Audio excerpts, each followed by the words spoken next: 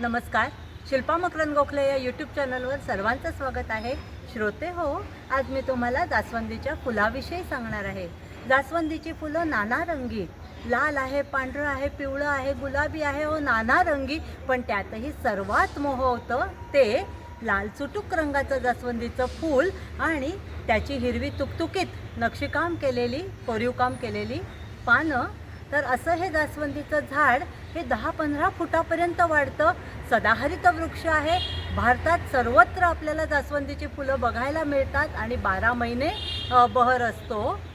आणि अशी ही जास्वंदी ह्याला बी नसते, तर ह्याची फांदी छाटून ती लावली की त्याला दुमारे फुटतात आणि एवढी वाढ होते की बऱ्याच वेळेला मग छाटणी करावी लागते.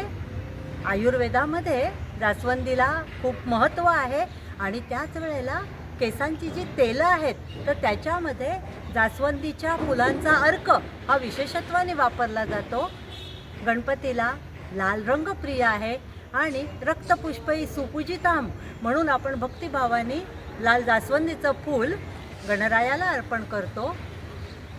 पहाटेच्या वेळेला आसमंतातला लाल शेंद्री रंग टिपून जास्वंदीचं फूल लाल चुटुक रंगाने उजळून निघतं, तर त्याला संस्कृतमध्ये जपा कुसुम म्हणतात.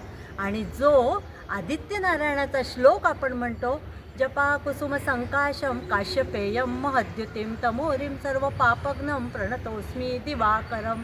तर जपा कुसुम संकाशम म्हणजे लाल चुटुक जास्वंदाच्या फुलाप्रमाणे असलेल्या तुला माझा नमस्कार असो. तर अशी ही जास्वंदी पहाटेच्या वेळेला अलवारपणे उमलत जाते.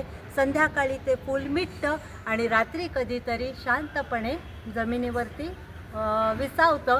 तर त्यावरनं काय लक्षात ठेवायचं, तर जास्वंदी हे फूल नव्हेच फक्त सजावटीचं, तर ते एक स्मरण आहे. ते एक स्मरण आहे खोल रुजायचं जमिनीमध्ये आणि त्यानंतर पूर्ण उमलायचं, पूर्ण हर्षोल्लासाने, पूर्ण उमलायचं हर्षोल्लासाने आणि मग त्यानंतर शांतपणे मिटायचं सश्रद्ध समर्पण भावाने. तर अशा ह्या जास्वंदीच्या फुलाचं आख्यान इथे समारोप करते. माझे व्हिडिओज आवडत असतील तर लाईक शेअर करा हीच विनंती. धन्यवाद.